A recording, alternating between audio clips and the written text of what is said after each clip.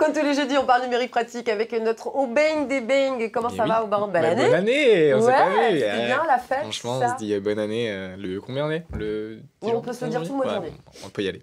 C'était le grand lancement des soldes d'hiver hier. Donc ça y est, on peut se ruer sur les fringues. Parce que je crois que c'est la seule période de l'année, enfin une des seules périodes de l'année bon, avec les soldes où on fait absolument confiance à des gommettes rouges. Donc on voit une gommette rouge, on fonce, on achète, on peut justifier toutes les dépenses. C'est assez génial. Est-ce que vous avez une idée de ce que représente ce nombre? Juste ici, 36,6 millions. Est-ce que ça vous parle? De clics? Non. Non. D'achat, ouais. Dépensés. Oui, alors presque. C'est le nombre de Français qui ont acheté sur Internet en 2017. Ils représentent 83% des internautes et ce sont majoritairement des hommes. Donc vous voyez, messieurs, il n'y a pas que les femmes qui font cramer la carte bancaire, contrairement à ce que l'on dit. La chronique d'Aubin, c'est comment payer de manière sécurisée en ligne. Et ben voilà, on y arrive. Donc ces dépenses sont principalement dans la mode. Les produits culturels et les chaussures, ces chiffres nous placent au 3e rang des pays européens en termes de chiffre d'affaires e-commerce. Donc Pump It Up, on est sur le podium. Et forcément, là où il y a de l'argent, il y a des gens mal intentionnés qui tentent de contourner ces règles. Mais ce matin, on va faire le tour des bonnes pratiques qui vous permettent de faire un achat 100% sécurisé. Donc un petit bref récap de ce qui nous est demandé lorsqu'on paye sur un site e-commerce. Alors, premièrement déjà, première étape, choisissez bien votre boutique. Préférez d'abord une boutique en ligne que vous connaissez déjà, ou dont vous avez entendu déjà parler. Ne tentez pas les sites un petit peu au nom alambiqué, comme par exemple poussette.com, poussettepaschère.com.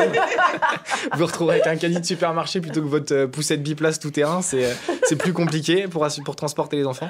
Pour vous assurer de la fiabilité, vérifiez aussi les mentions générales et les conditions de vente qui doivent être accessibles. L'adresse physique doit être identifiée sur le site internet avec une adresse contact, un numéro de téléphone. Si toutefois vous avez des doutes sur la fiabilité d'un site, vous pouvez taper le nom du site en mettant avis juste avant et vous tomberez sur pas mal de forums qui vous donneront les expériences, les retours clients sur ces sites-là.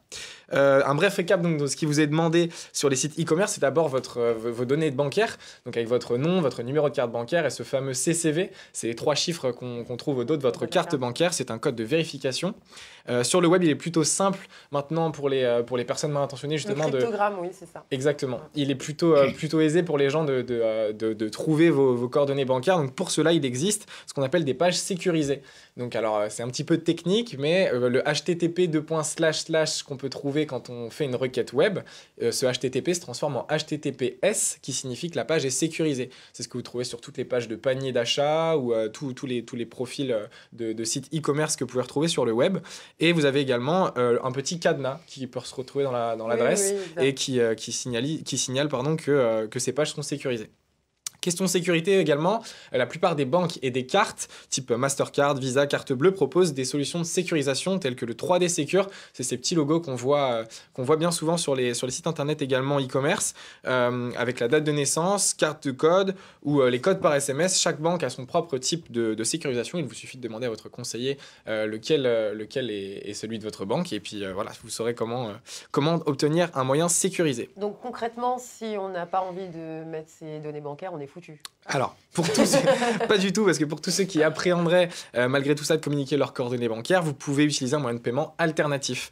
PayPal, par exemple, que vous connaissez sans doute, est un service gratuit qui vous permet d'effectuer des achats par virement bancaire. Vous fonctionnez par un système donc, de virement depuis votre banque classique en alimentant votre compte PayPal. Et donc, vous choisissez la somme que vous voulez virer sur ce compte-là selon votre type d'achat. Et certaines banques s'y mettent également sur ce type d'achat par virement en utilisant Paylib. Paylib, c'est une application, plus besoin de saisir ses coordonnées bancaires. Vous choisissez la somme prévue et le petit plus au passage, c'est que vous pouvez payer en magasin directement depuis votre smartphone. Donc ça, c'est plutôt pas mal. Et sinon, vous pouvez également utiliser une carte virtuelle ou e-carte. Les cartes virtuelles, c'est l'établissement bancaire qui développe ça et qui vous permettent justement de créer une carte spécialement pour un achat. Donc une carte avec un montant dédié qui peut pas dépasser. Donc comme ça, si jamais on vous fait pirater votre carte, il y a uniquement un montant qui était prévu, ça vous évite que tout votre compte soit débité. Donc ça, c'est en matière de sécurité, c'est plutôt pas mal.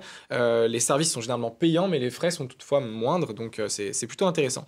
Dans tous les cas, peu importe ce que vous utilisez, pensez à ne jamais mettre en mémoire. On vous propose souvent de garder en mémoire vos données bancaires pour aller un petit peu plus vite la prochaine fois à l'acte d'achat. Décochez systématiquement cette case, ça vous évitera bien des surprises. C'est bien, c'est exactement ce que je fais moi. Et surtout, j'ai envie de vous dire, surveillez vos comptes. Moi, il est arrivé dans mon entourage d'avoir des personnes qui ont fait des achats et qui plus tard se sont rendu compte qu'il y avait des petites sommes qui partaient au fur et à mesure, des 10 € par-ci, 5 € par-là. C'est des sommes qu'on voit pas forcément sur ces relevés bancaires et il est important de vérifier Elles sont prélevées généralement par le même... Oui, en fait, les personnes malveillantes fonctionnent par petites sommes. Elles préfèrent dépenser plusieurs petites sommes plutôt qu'une grosse somme pour justement qu'on ne s'en rende pas compte sur les relevés bancaires. Donc une fois que vous identifiez cela, si jamais vous voyez que ça ne correspond pas du tout à des achats que vous avez faits, pensez à signaler à votre banque assez rapidement. Il y a plein de garanties et des explications qui peuvent être données pour éviter que ça ne se reproduise plus. Hey, bing. Merci beaucoup. Ouais, avec grand plaisir. C'est presque la séquence conso de Thomas Laurenceau. Là, alors, il va sans doute m'en vouloir. Non, c'est complémentaire. Il va se fâcher. Merci beaucoup. Et la semaine prochaine, on parlera des maisons connectées parce que, comme vous le savez, c'était à l'ouverture du CES 2018 à Las Vegas ce mardi. Les maisons connectées sont à l'honneur, donc on en parlera, les smart homes. Hey, je vois que vous acquiesciez, monsieur Boswilbald. Parce que le digital envahit tous les métiers, y compris le transport. Donc, tout ce qui parle de ce qui se passe à Las Vegas. Envahit ou vient servir? Ça, c'est la question. Ça commence par envahir et puis après, peut-être que ça sert bien. Il y aura aussi une mortalité dans toutes ces créations.